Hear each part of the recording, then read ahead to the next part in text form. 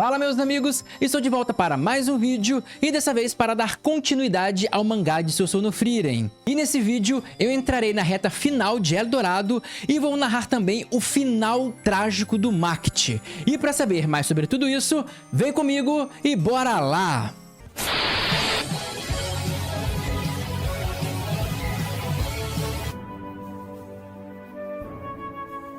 E meu amigo, se você é novo aqui no canal, apenas saiba que eu acompanho o mangá de Sousou no Frieren com certa frequência.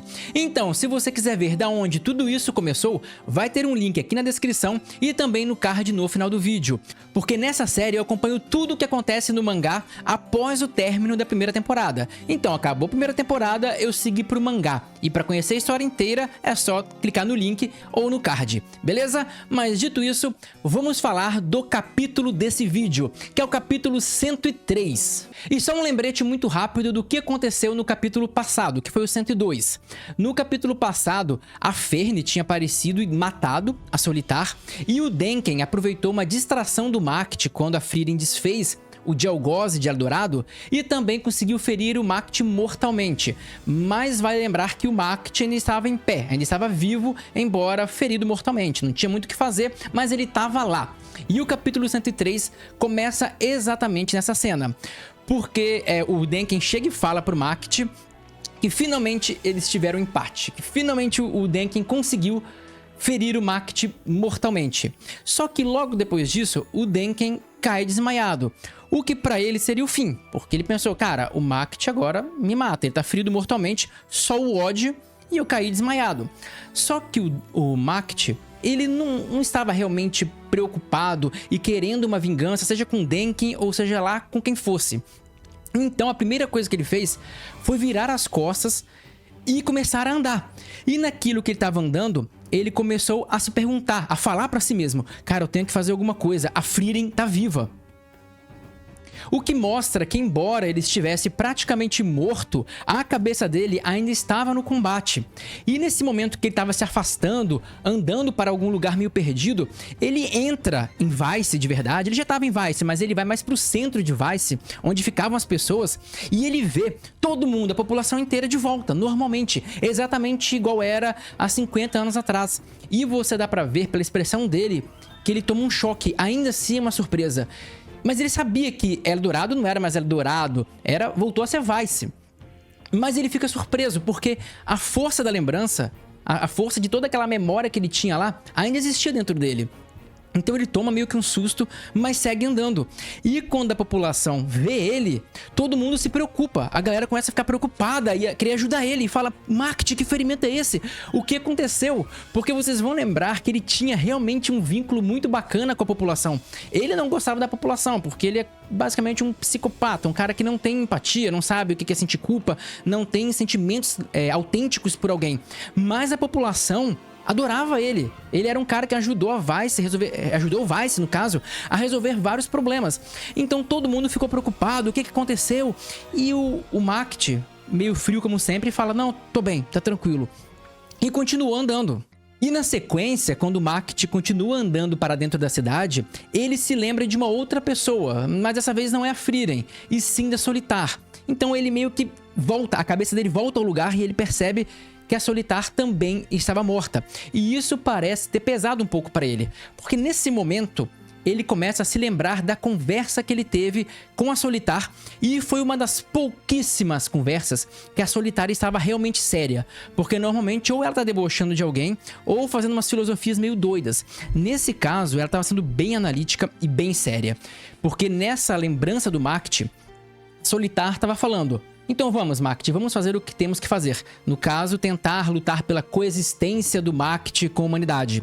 E aí o Mact fala, aqui, Solitar, já que você acha que essa minha ideia de coexistência é uma besteira, é uma idiotice, por que você está me ajudando? E ela responde que o desejo dela sempre foi fazer o Mact reconsiderar essa ideia que ela considera muito estúpida. E ela repete, inclusive, uma coisa que já foi dita no passado pela Frieren. Ela fala que o Rei Demônio, que embora o Mact odeie o Rei Demônio, ele também buscou pela coexistência. E ela fala que esse desejo pouco natural e um tanto insano do Rei Demônio foi o que levou os humanos a entrarem em guerra com os demônios. Então, em algum momento, havia obviamente sempre um conflito entre os dois, porque os demônios caçam humanos e humanos revidam, mas não havia uma guerra total, uma guerra aberta. Só que quando o rei demônio começou com essas manias de querer coexistir, esse desejo dele especificamente começou uma guerra em larguíssima escala, muito mais forte, muito mais intensa, o que a própria Solitar disse que quase, por muito pouco, não levou os demônios todos à extinção. E ela também diz que uma certa convivência com os humanos pode ser muito divertido, por meio de conversa, algumas interações, mas o desejo de coexistir em harmonia, como se um não fosse antagônico ou não fosse literalmente o inimigo um do outro, tentar fingir que isso não existe, é um perigo existencial, assim como foi com o Rei Demônio. E ela acredita que, já que o Macht é um cara tão poderoso e capaz de causar tanto medo à humanidade, o ato dele de tentar conviver com os seres humanos pode iniciar uma outra guerra ou uma outra catástrofe que pode extinguir os demônios. E por isso ela fala que isso não tem nada de divertido e que a ideia dela era fazer o Macht mudar de ideia, né? Que era para fazer ele reconsiderar. E é por isso que ela sempre, vocês vão lembrar que sempre ela tocava nesse ponto, que a coexistência é um sonho, é um delírio, é uma ilusão, tentando pegar o lado racional do Macht. Só que ele nunca respondeu positivamente, ele sempre teimou. E essa história toda do Rei Demônio querer coexistência é genial, porque mostra como que às vezes um desejo muito pessoal e muito egoísta de um líder condena toda uma espécie, um grupo, a quase extinção. Tipo, era só o desejo dele querer coexistir, mesmo sendo virtualmente impossível. Mas ainda assim ele viveu nessa utopia e quase matou a espécie dele inteira, e o Macht, que tanto abomina o Rei Demônio, fez basicamente a mesma coisa. E também, como era de se imaginar, a resposta do Macht foi: olha, Solitar, é mais fácil você me matar do que me fazer desistir da minha tentativa de coexistência. E nesse momento a Solitar revela uma coisa bem interessante também, que é o fato de que, na verdade, ela veio com a intenção de matar o Macht. Ela, de início, não queria ajudar ele, não queria participar com ele de nada do tipo, só que quando ela chegou perto dele, ela viu que lutar contra o Macht ou tentar matar o Macht seria muito perigoso, e ela não arrisca a própria vida à toa.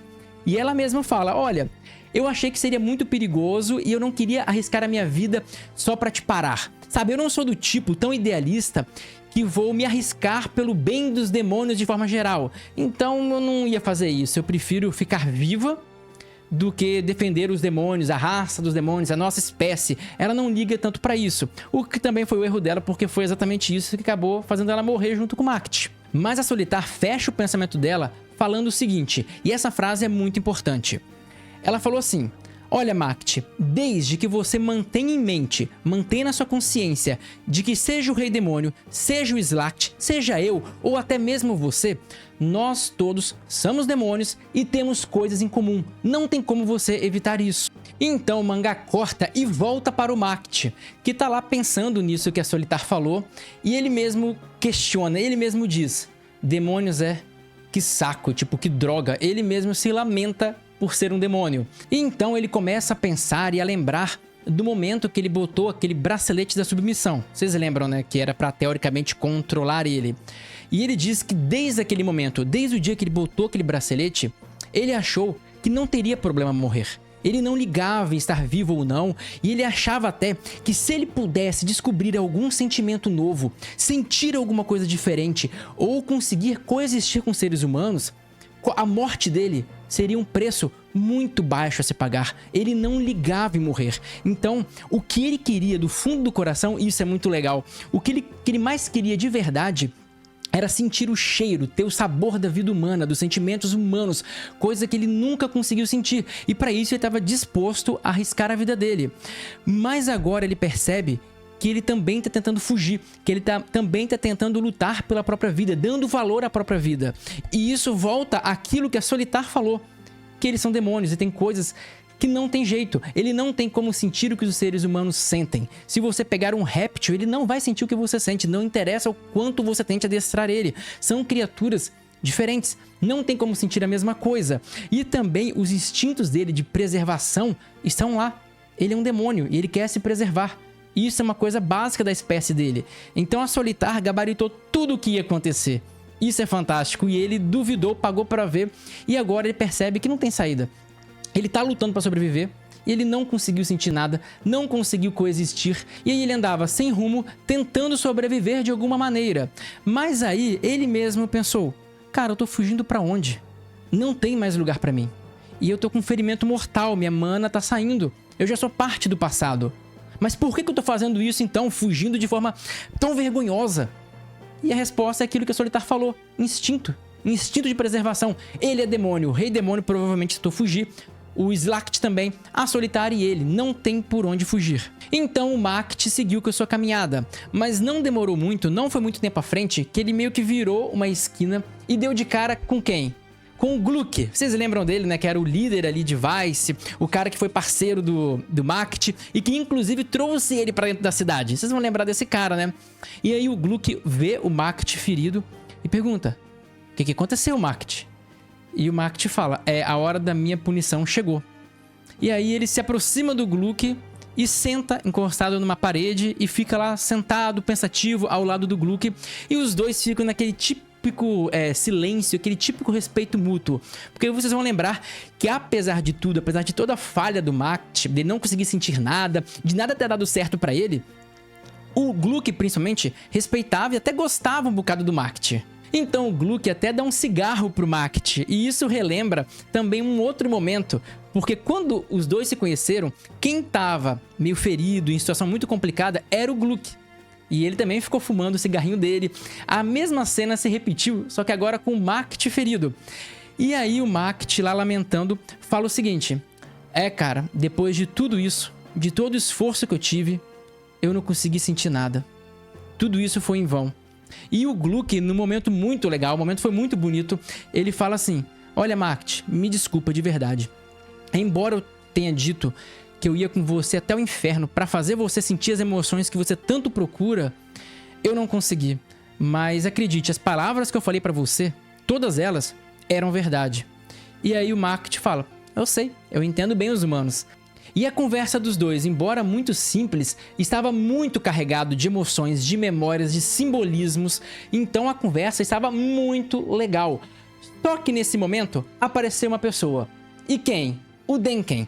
Porque o Denken desmaiou, estava ferido e esgotado, mas o Macht não matou ele. Então ele se recuperou e foi atrás do Macht. E quando o Macht olhou para o Denken, ele no reflexo, sem pensar, ele chegou e falou: não se aproxime, senão eu mato esse homem. Falando do Gluck. E assim, foi uma frase que não fazia sentido no âmbito racional. Porque ele não faria sentido. Por que ele iria matar o Gluck naquele momento? Ele não tinha nem força pra isso. Mas depois dessas palavras, o Gluck também entendeu aquilo que o Macht tinha acabado de entender. Que ele não tem jeito. Ele nunca vai se apegar a ninguém. Ele nunca vai gostar de ninguém. Então o Gluck encosta a mão no ombro do Macht e fala: Macht, realmente você é irremediável. Não há como fazer nada por você. E aí ele se afasta do Macht e aí o mangá mostra bem o rosto dele. E o Macht tá com aquele leve sorriso no rosto, mas um sorriso triste, meio melancólico, de quem também entendeu isso. Então ele fala: realmente, do ponto de vista humano, eu sempre vou ser irremediável. Não há nada que eu possa fazer. Não há ninguém que tentou mais do que ele mudar, ser mais próximo dos humanos. Mas é realmente uma impossibilidade. Então ele fica com aquela aparência de: falhei, tentei, mas não deu certo. Então foi um momento relativamente triste. E aí o Gluck, que ainda tem algum sentimento pelo Macht, chega e fala pro Denken: Denken, mata logo ele, acaba com o sofrimento desse cara. E aí o Denken prepara a magia dele para dar um golpe final no Macht, enquanto o nosso demônio, talvez o demônio mais famoso de Susanoo Frieren, aguarda os seus últimos instantes. E é nesse momento então que o Denken usa a magia dele e finaliza com o Macht de vez, matando ele em definitivo. E o Denken, esgotado, novamente desmaia, porque ele não tinha mais forças, aí ele tirou força sei lá da onde para fazer esse último ataque.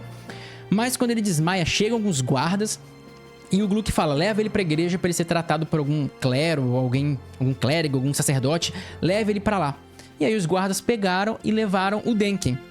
E agora o Gluck apenas vê aquele amontoado de cinzas do Macht com o bracelete. E nesse momento o Gluck fala uma última coisa muito legal. Ele fala assim: Macht, meu companheiro de crime, nós vivemos momentos maravilhosos, realmente maravilhosos, mostrando que definitivamente o Gluck se importava com o Macht, embora isso nunca poderia ser minimamente recíproco. E é assim que acaba o capítulo 103, com uma despedida triste, frustrante, principalmente para o Macht, que dedicou todos os esforços dele, a vida inteira dele, por um ideal, por um propósito. E no final das contas, a pessoa que era a pessimista, que era Solitar, gabaritou a história. Ela sabia como que as coisas iam terminar. Ela aprendeu, ela viu o que o Rei Demônio fez, viu o resultado e não esperava resultados diferentes por ações iguais. Então ela bateu o martelo e acertou tudo, e infelizmente o Macht morreu com aquela sensação de uma vida desperdiçada, de tempo jogado fora e de um esforço que jamais poderia valer a pena. E é assim que termina a história desse grandiosíssimo e maravilhoso personagem que é o Macht, que eu tenho certeza que todo mundo que acompanhou essa saga toda vai guardar esse personagem lá no coração, seja por odiar ele, seja por achar ele um personagem muito único ou por qualquer coisa. Eu sei que um personagem como esse não entra e sai sem deixar marcas, né? Ele ensina muita coisa, ele mostra muita coisa, mesmo que ele ensine como você não deve ser, mas ele ensina alguma coisa com certeza. Então é isso, galera. Se vocês gostaram do vídeo, deixa um like aqui, porque o próximo vídeo é o vídeo de encerramento de Era Dourado e encerramento da nossa série. Então se inscreve no canal para não perder o último vídeo que vem daqui a um tempo. Também dá um like porque ajuda demais, beleza? Agradeço a todos que viram até aqui e até a próxima!